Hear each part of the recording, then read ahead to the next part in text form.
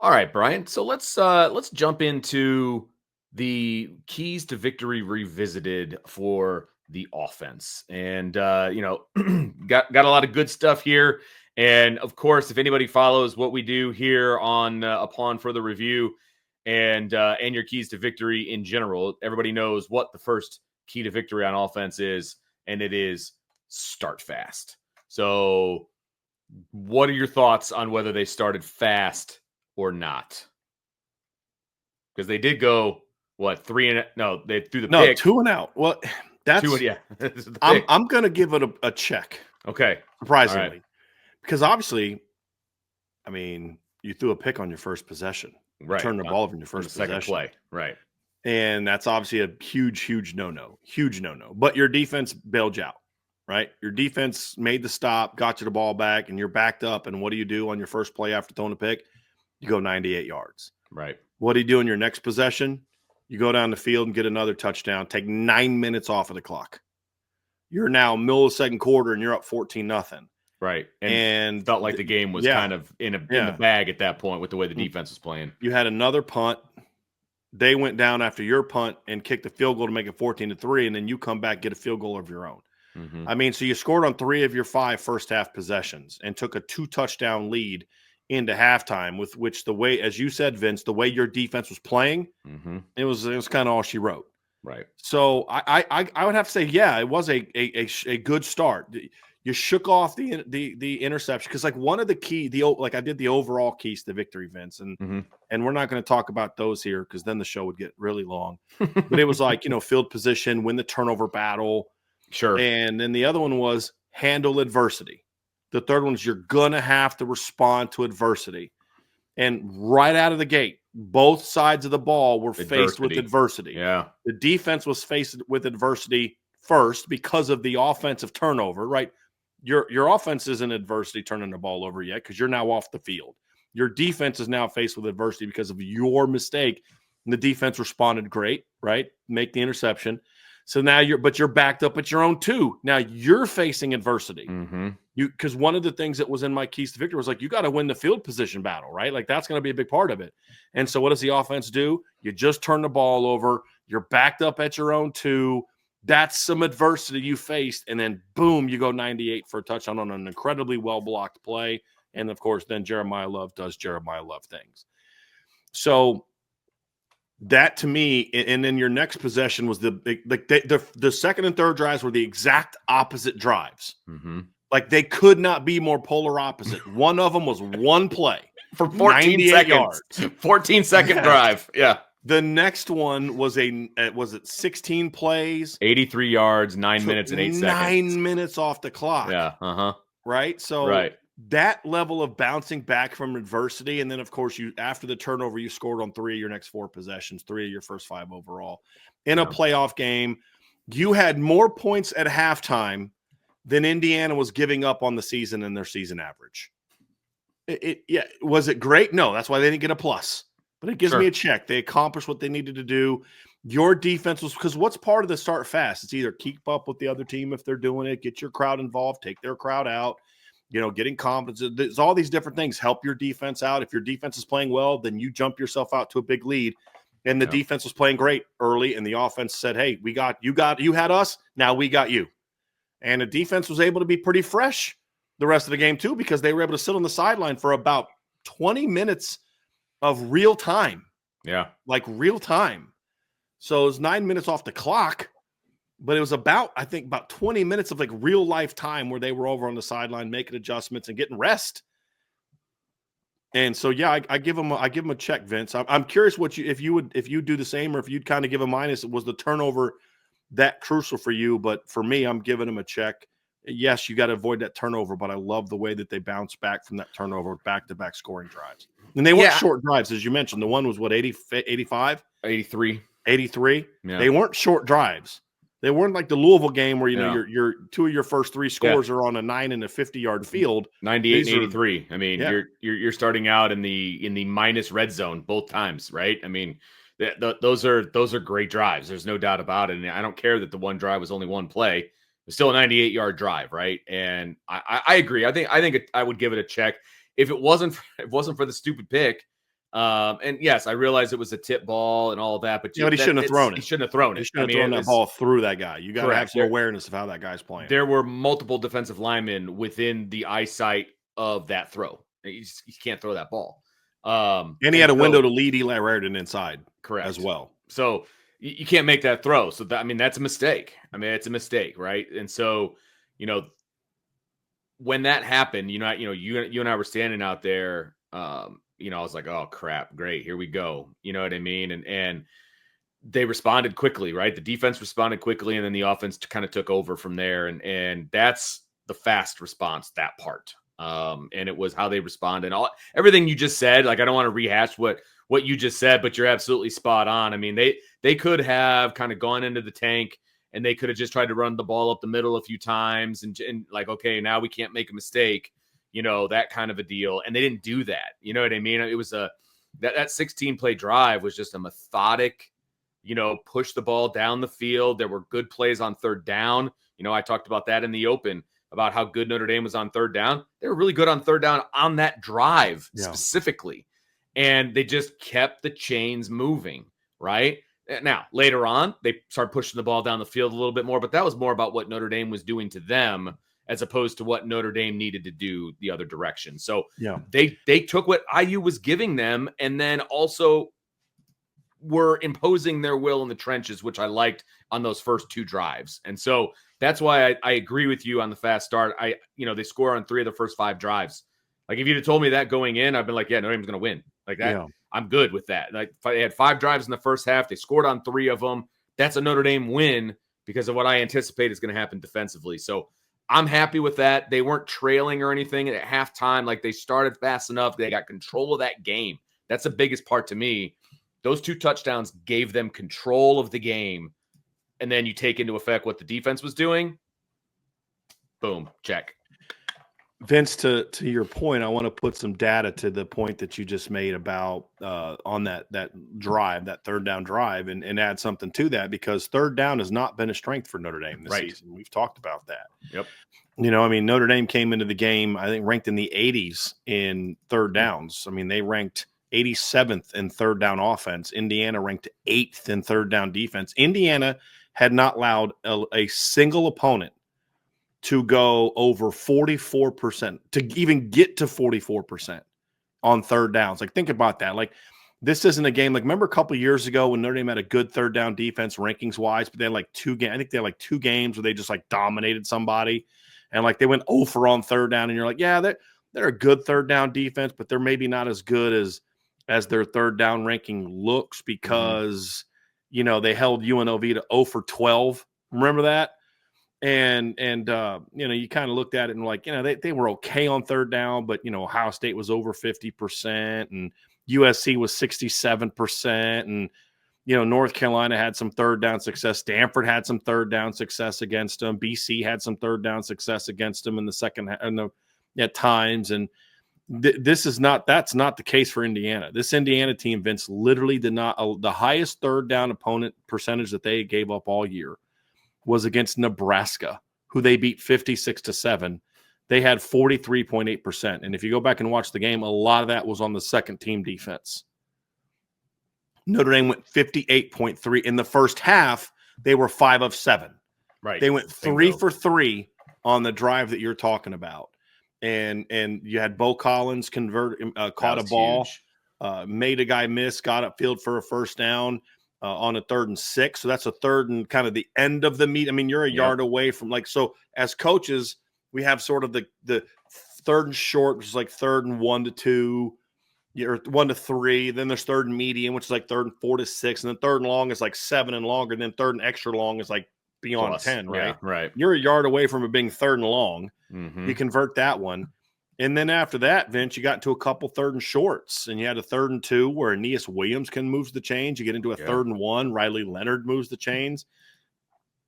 So you went 3 for 3 on that 16-play drive on third down against a team who was one of the best in the country at stopping teams from having third down success. And I think that's something that big time factors into my decision. I mean, to my grade, Vince, I mean, you look at it, let's see, Purdue, Washington, UCLA, Western Illinois, all were held to 3 or fewer first downs for the entire game.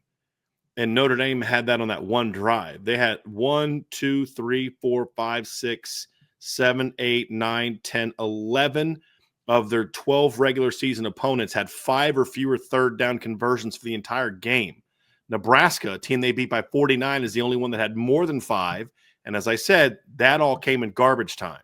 Right. Notre Dame had 5 by halftime of that game. And I think that adds into the whole why I'm giving them a plus for the fast start, because they had to do it doing things that went right at Indiana and what Indiana does best.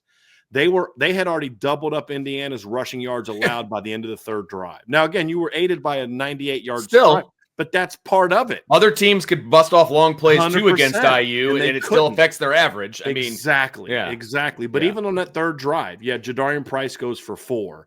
Aeneas goes for 6. Jadarian busts a 20-yard run. Riley converts a third down with a 4-yard gain. I mean, you were getting some push going on that drive as well, Vince. Yep. On the run game. Right. I mean, Aeneas had over 20 yards on that drive alone. Actually had 29 yards on that drive alone.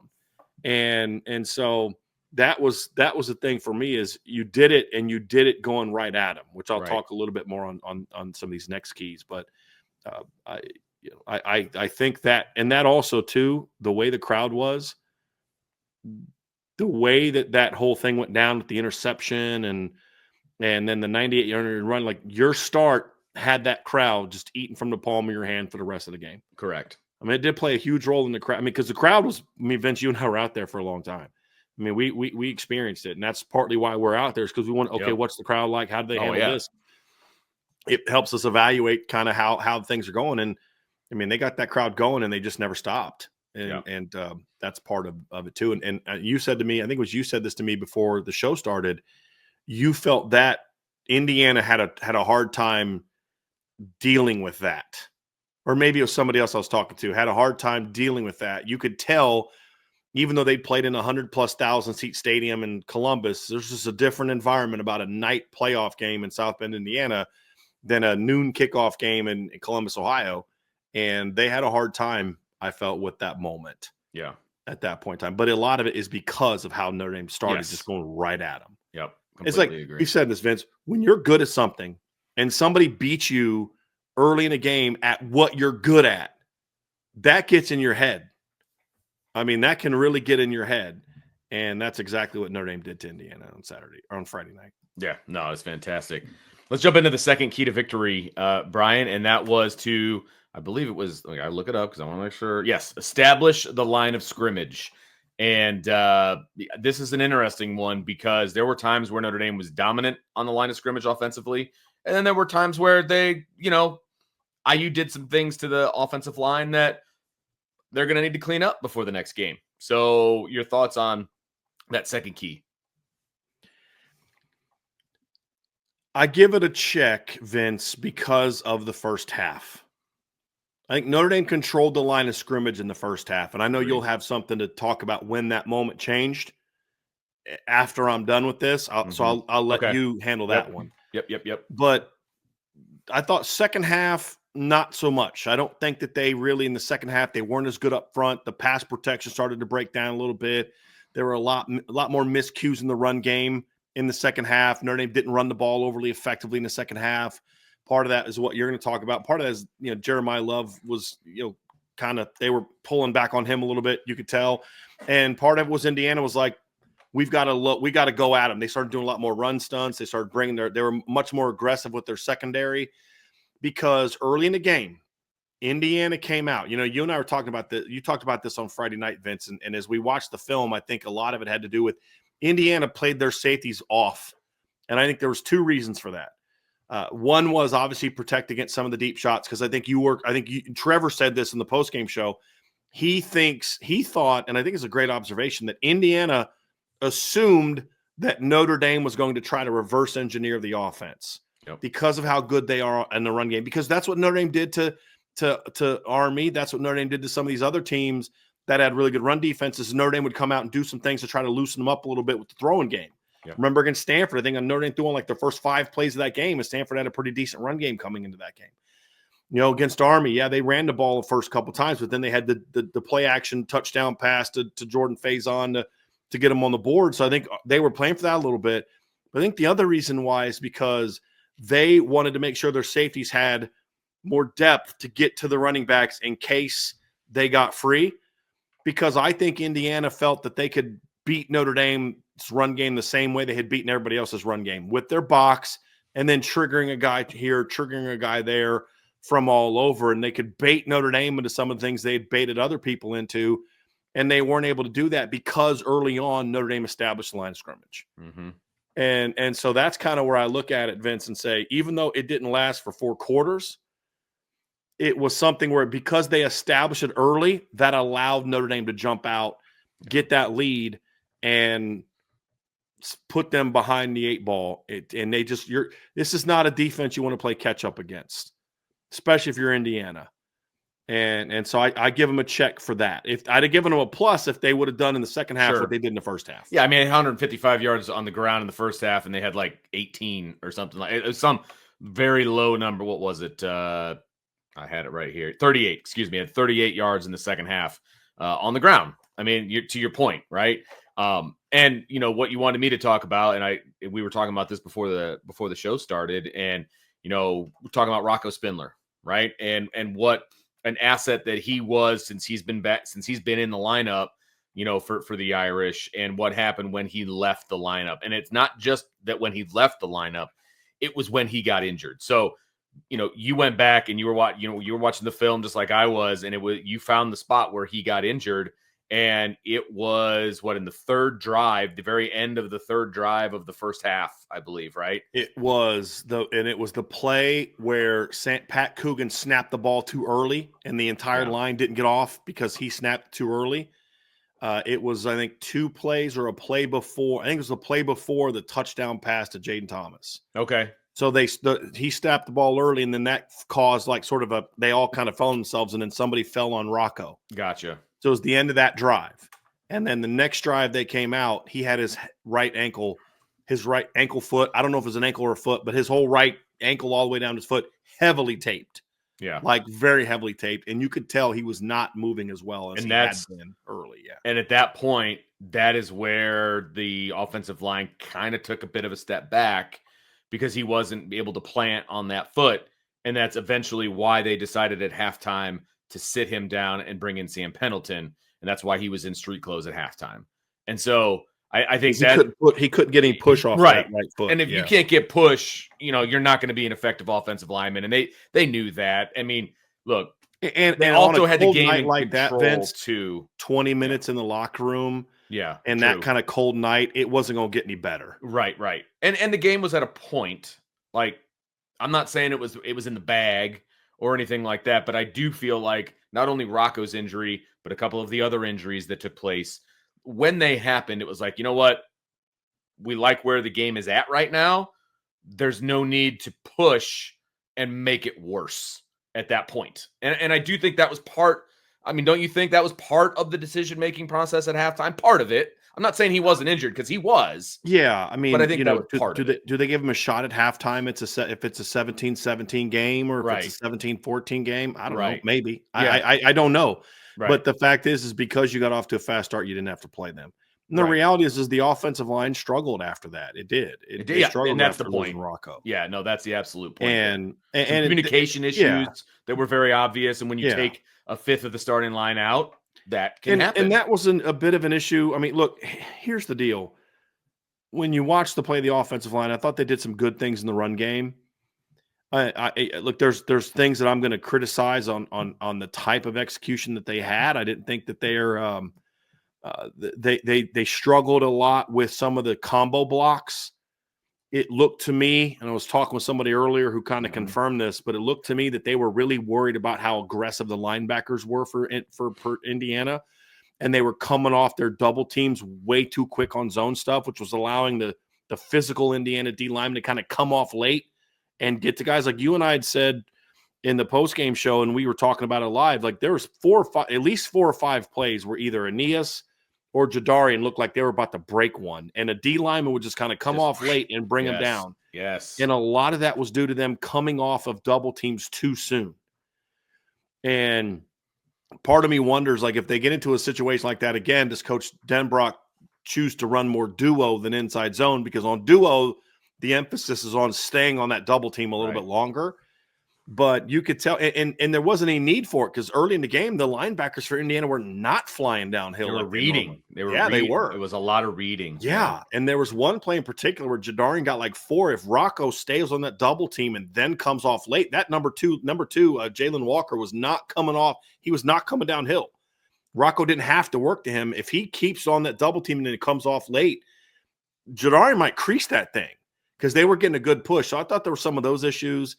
I thought there were some miscommunication issues at left tackle in the run game, where there's a couple times where Anthony Knapp came off to try to catch a corner fire, and he left Billy Strouth out hanging out to dry a little bit. I thought that Anthony had probably the best block of the game on the 98-yard touchdown. I mean, that was a dominant block on Mikael Kamara. And shout out to Cooper Flanagan, who also destroyed the linebacker on that play also. I mean, those two opened up, fitted him up like it had a solid 3-second block where he wasn't coming. No doubt. Yeah. Outside of a couple other blocks, Anthony struggled, I thought, a little bit in the run game. With some of the line games they were doing, that factored in as well. He definitely struggled in pass pro. But the thing I liked about this line, though, Vince, is even though I don't think they played great football, part of it was because of Indiana, who's got a really good front seven. I mean, like, what you talk about confirming things on film that we thought going in. We thought going in, this is a really good blue-collar, hard-playing, hard-charging defensive line, and that's exactly what they were. C.J. West was really good. Mikael Kamara was really good, and he had a lot of wins on Saturday. The one time Anthony Knapp whipped his butt, 98 yards. Yeah. You know what I mean? Like, that's football, though, man. That's what you need with this running back room. You just got to whoop that. You just got to whoop Mikael Kamara one time. Right. And Jeremiah Love can do things to that defense that no other running back that they faced this year could do to them. Exactly. Which is rip them up. And so, that's the thing is they battled, though, Vince, especially in the first half. Even though they didn't play great, part of that is tip of the cap to Indiana's front for being really good. The other part of that is I felt their timing was a little off in some of the zone stuff. You could tell they couple the corner fires gave the tackle some issues, like, oh, I got to get out to that. Like, no, bro, you're running inside zone. Let that corner keep coming. You keep double teaming, keep getting that push with Billy, and he'll cut right behind it, which is exactly what Indiana wants you to do. They want you to come off that double team and try to get out to a corner fire. We talked about that going in. But so there was a lot of things that schematically you're going to want to clean up. A lot of things where it's like, look, you got to do a better job staying on your double team. Get that vertical push. Stay getting vertical, because they were like on that one that I'm thinking of, I think it was against C.J. West, but Pat and Rocco were getting a really nice initial push, but then Rocco comes off right away, and Pat wasn't where he needed to be to overtake the nose tackle because Rocco left too soon. And then the guy beats Pat, and so it looks like, oh, man, Coogan got beat. Well, yeah, he did, because Rocco left him too soon. If Rocco stays on that double team a little bit longer, it goes. And then you got to allow your partner to kind of get over, and that take happened control. in other times. It's not just the one with Rocco. And I thought outside of a couple plays like that, I thought Rocco was pretty good till he got hurt. But it's just an example of some things that the line had some issues with. Was that timing type of deal? But they played hard, and that's what we've always said, Vince. Is it's one thing I'll give Joe Rudolph a lot of credit for this season is his offensive linemen. I can't really think of a game since Northern Illinois. That was the one game. But since then, there's been games we've criticized their play. I mean, we ripped them hard for the Louisville game, and they sucked against Louisville. Yeah. But what did we say after the game? They played hard, though. They battled. They competed. They just didn't play well. This is one of those games where I don't know that they necessarily played well, but they played hard. And when you play hard and you have talent of your own, and then talent at running back and quarterback like they have, right? Then like there's one particular play, the long touchdown pass to Jordan Faison that set up Riley's touchdown, right? Yeah, the almost touchdown pass. Anthony Knapp gets beat outside off the edge, but he recovered really nicely and just got a body on Kamara and rode him outside and allowed Riley to step. Like, dude, that's what happens when you play hard and you compete and you battle, and he's got that length, and then Riley knows he's going to get drilled. Guy comes off late and he throws the ball. But that job of Anthony to kind of recover on that wide rush, get a body on the guy, ride him outside, and let Riley climb into the pocket without that guy getting a hand on Riley and kind of yanking him back. That resulted in a play that allowed them to go put the game away. So you can say, yeah, Anthony struggled, but he kept competing, he kept battling, and that allowed him to make that block in a moment that allowed them to put the game away. So I will give him a lot of credit for that. There's going to be there better be, by Joe Rudolph anyway, a lot of teaching tape from this game of we got to do better. We got to do better. Execution has to get raised a ton from what we saw on Friday night, but keep playing with the same toughness and physicality that we saw Friday night. Right, Vince? Yeah. Because what do we say a million times? As a coach, I can correct mistakes, but it's hard for me to correct effort. Right? If the effort's not there, then I might have to find somebody else. Right? The effort was there on Friday night. Now they just got to clean up some of the technical things, not even technical things, because I thought just the timing things. Well, technical is things, timing, right? technically, when you're what talking I mean is about. I thought they used their hands pretty well in this game. Yeah. I thought they moved their feet through contact pretty well in this game. I thought they battled. They just got beat sometimes. Like first play of the game, Rocco just got beat across his face it was a heck of a play by the defensive tackle. There's a lot of times where it's like, boy, I don't really know what to tell Pat Coogan on that one. That dude's just really good. You know what I mean? Like, and he won that one. Right. But Notre Dame won more of them. And that's why Notre Dame is practicing this week to get ready for another football game. Exactly. All right, let's move on to the third key to victory offensively, and that would be keep IU off balance, tempo, movement, misdirection, attack all levels. I will say one thing. I thought they did a lot more shifts than usual. Like we've seen shifts all season, but there were a lot of late shifts in this one where Riley Leonard would get into his like clap and he would kind of see what IU was going to do, and then he would shift a guy. There was a lot of late shifts in this game. I don't remember seeing that as much, in the regular season as we did in this game. So it was a lot of moving around, but not as much. Yeah, not as much, making IU, kind of tip their hand a little bit defensively before the ball was even snapped. I did see that a little bit on this one, Brian, but I will defer to you on this one. So your thoughts.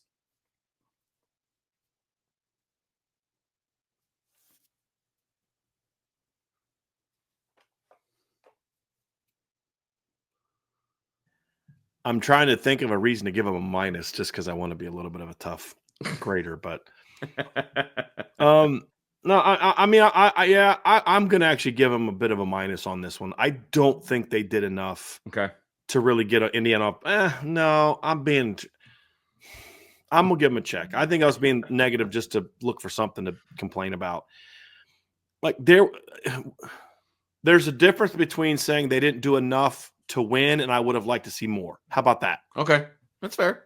I would have liked to see them push the tempo a little bit more. I think you even said that to me during the game. Like they were really letting the clock get down, and they were, there was not a lot of pace in that game. Agreed. They did a decent job with motion, though. I thought even the touchdown run, they did a really nice job of getting lined up, doing a quick motion across. As soon as Indiana kind of adjusts, they're running the ball outside zone away from the motion. That's kind of what this was about, right, Vince? It's about using motion and movement to try to, affect Indiana. I thought they did a decent job. They were doing double shifts, then motions. I mean, they were doing a lot more movement than we've seen. So I give them a check. There were maybe a couple things I would like to see a little bit differently, and that's kind of where I was thinking minus. But the only thing that I really wanted to see more of is I would have liked to see them mix the tempo up a little bit. I think I would have liked to have seen, I thought Indiana, as aggressive as they were, there were some opportunities for maybe a reverse, maybe some things like that. But they ran a couple shovel passes. They did. One of them worked for a pretty solid gain. Mm-hmm. That's sort of a misdirection thing to get because we want to get the linebacker's eye discipline off. I mean, that was an example of that.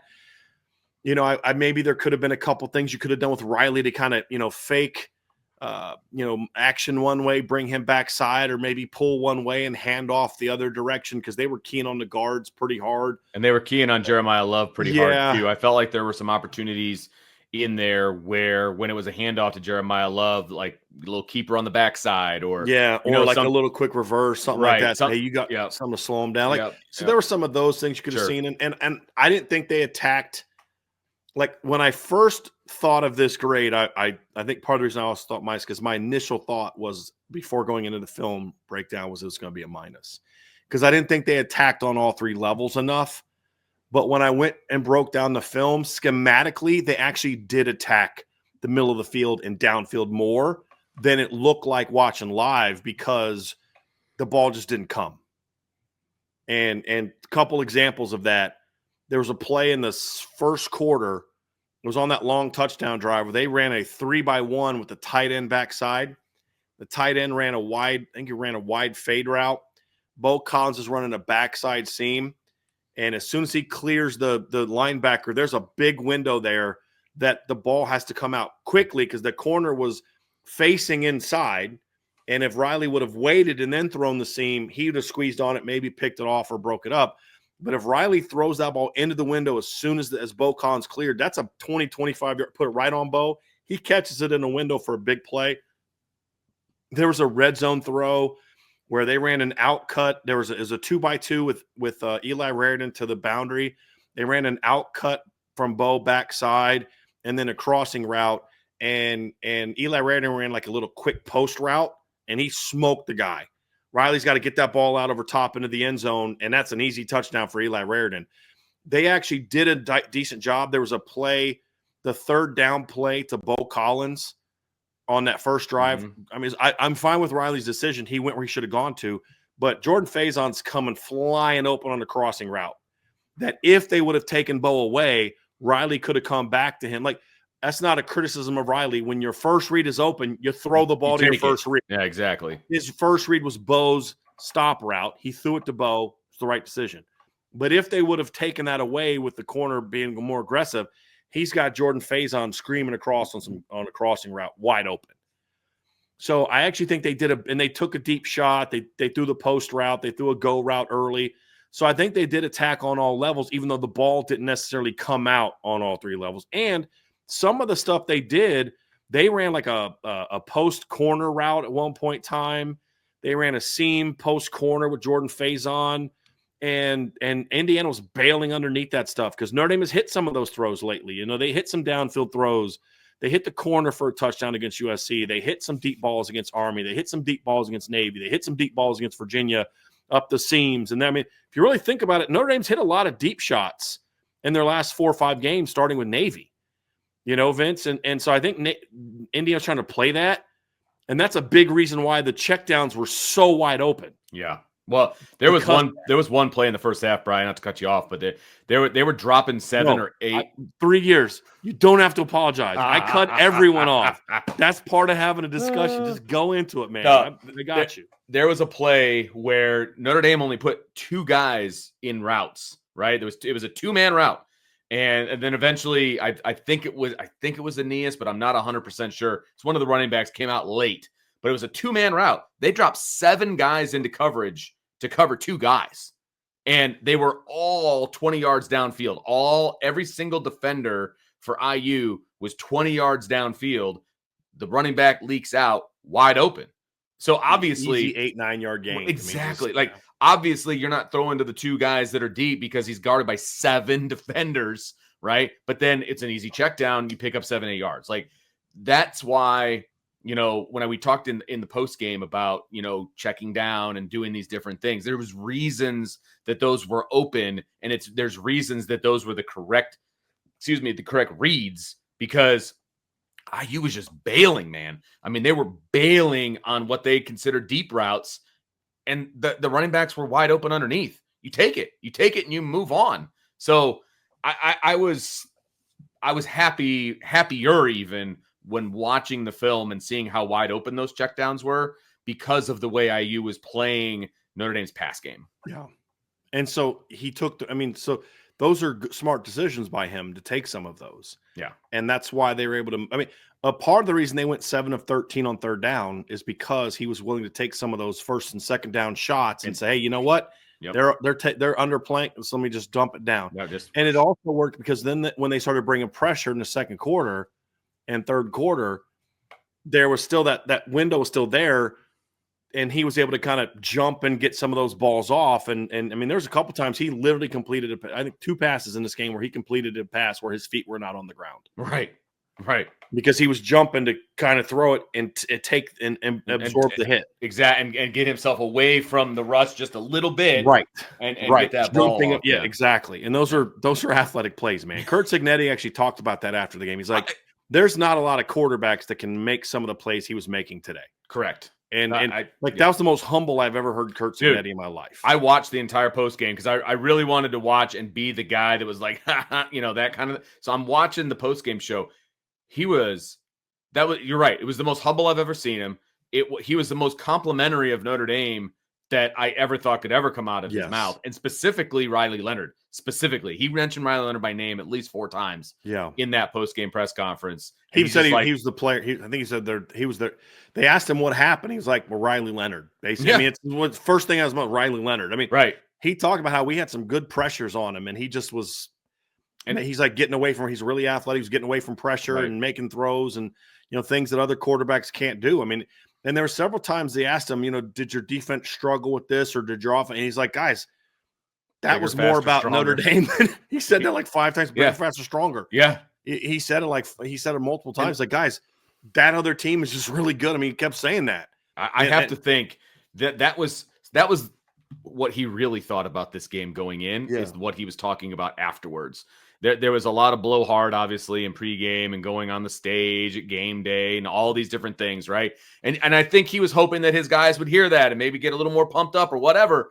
But what he really thought about Notre Dame going into this game is what he was saying after the game. Because you don't just come up with that while watching the game. You know what I mean? He's like, bigger, faster, stronger. He's like, that's who Notre Dame is right now. Like, I don't know that I necessarily agree with that, Vince. I think that's partly true because I think they played that way. Like they played like a team that was worried about Notre Dame's speed. But I think there was still a level of, even though we thought we prepared for it, it's just now seeing it up front. Like that's just he's been in the game a long time though, man. Like, you know what I mean? He's been at Alabama. Like he's seen bigger, faster, stronger. I'm saying what's relative to what they thought Notre Dame was going to be coming in. Okay. Like I think that we talked about the reason they played their safeties back is because they knew these running backs are home run hitters. Right. No, But then you still aren't quite ready for it, even though you know it's coming, because you can't replicate that speed in practice. But I thought that he was very complimentary of Riley's ability, and this is why I named Riley the player of the game. Because I'm like, not only is it about the 201 passing yards and the 30+ rushing yards and the 2 touchdowns and all that, he saved the offense at least 45, 50 yards on negatives that, as much as I love CJ Carr and Kenny Minchie and how smart Steve Angeli is and all that, they're not getting away from some of those pressures that he was getting. And not only that, to then not only save the negatives, but a lot of those plays turned into positives. So the net is even greater than, 40, 50 yards lost.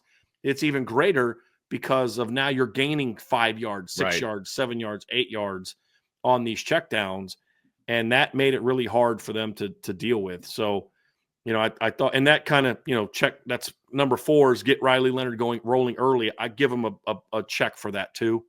This, we just kind of just answer that one now because we've kind of already transitioned to talk about Riley. Okay. He had the early pick, but guys were open. It was a nice, easy read.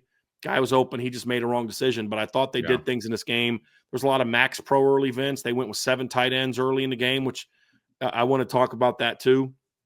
I think that was for 2 reasons. One is they wanted to do some max pro stuff. It's max pro, 2 tight ends blocking, 1 tight end blocking, another out on the route, the running back blocking. But just to give Riley some time on some of those deeper shots early that they called, but just they weren't open because they were, 4-on-2 down the field type of thing. But I think they also went 12 personnel early to make a statement to Indiana saying, hey, we're going to run right at you. Like, we're coming.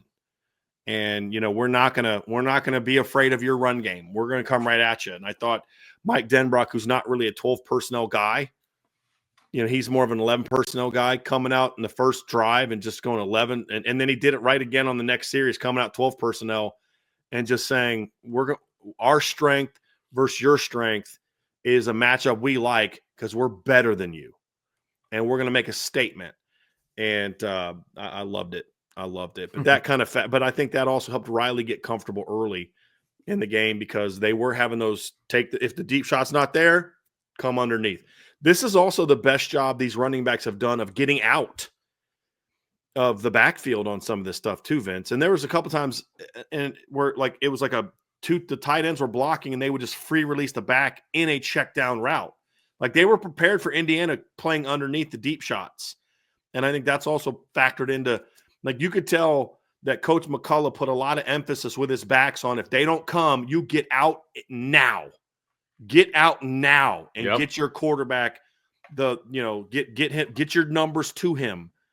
You could tell that was we've seen him do it to a degree, Vince, but we've never seen him show that much urgency getting into their check down area. Because when you throw a check down, a lot of times it's I'm coming down to the area that you're supposed to be at. I don't see you, but I see where the defense is going, and I'm coming down where you're supposed to be. So you're in like an area. And I thought they did a nice job there. And that's something else that also, I think, allowed Riley that comfort level that I can stick with my downfield read, stick with it, because I know the backs are going to be there. Yeah. And I can come down to them. And I thought that was a really wise part of the game plan. I think, if you watch Riley Leonard, from the beginning of the season until now, I mean, he's incredibly comfortable in the pocket now than he ever was at the beginning of the season. And, a lot of that has to do with the continuity of the offensive line and all of those different things. But he looks very comfortable sitting in there. And for your example, right, the phase-on throw, the deep phase-on throw, he wasn't evading the pocket. He stepped up in the pocket. Like climbed. That's a Tom Brady type thing. Like Tom Brady is not an athlete. He's not, but he is amazing. The throw Ian Book was supposed to make. Yes. Against Clemson. That's what the post is there.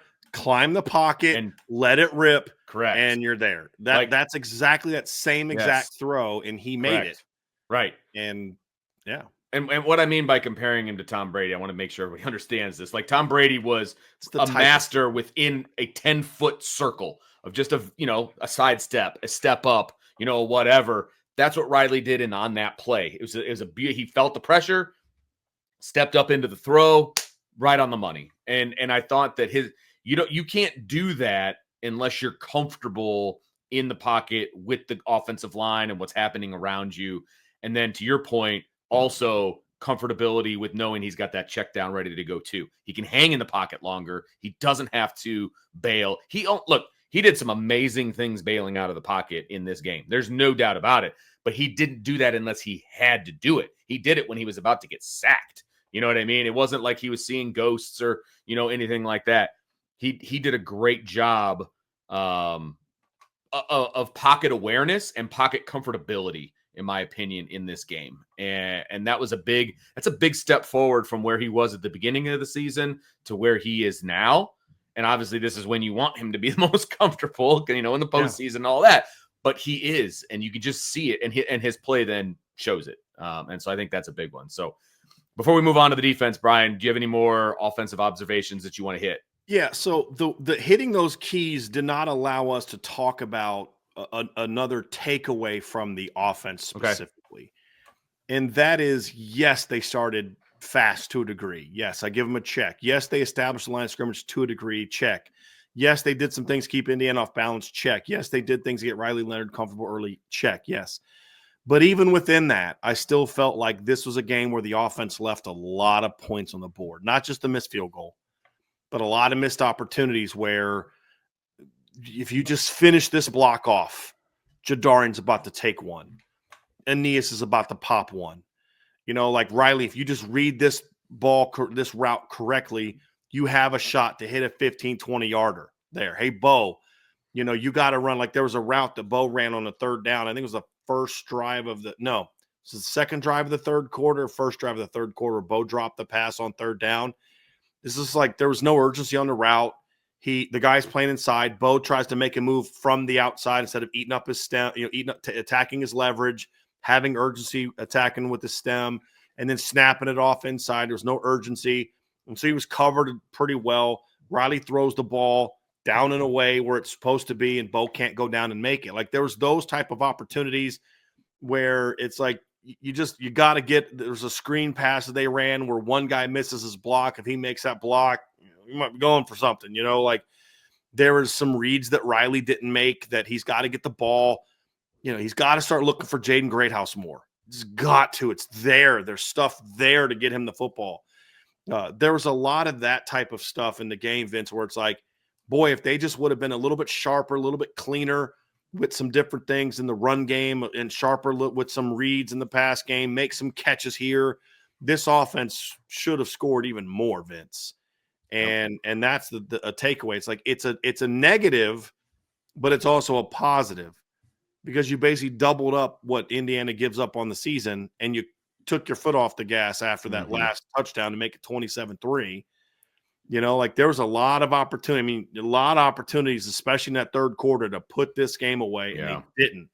And no, it didn't hurt you against Indiana, but you jump up on Oregon or Ohio State or even a Penn State or a Georgia 17-3 at halftime, and you miss those opportunities in the third quarter where you get nothing. You have first two drives, you're across midfield, either to start the drive or right after a play or two into the drive, and you come away with 3 points. That's how you let a really good football team back in the game. It didn't happen against Indiana, but you can't ask your defense to be that way the rest of the way. You're going to have to put some of those things down. And so those are aspects that I look at and say, hey, man, we got to be able to do some more of this type of stuff where you got to hit some of these throws. You got to stick on your double team a little bit more, not miss those almost chances, have to be hits.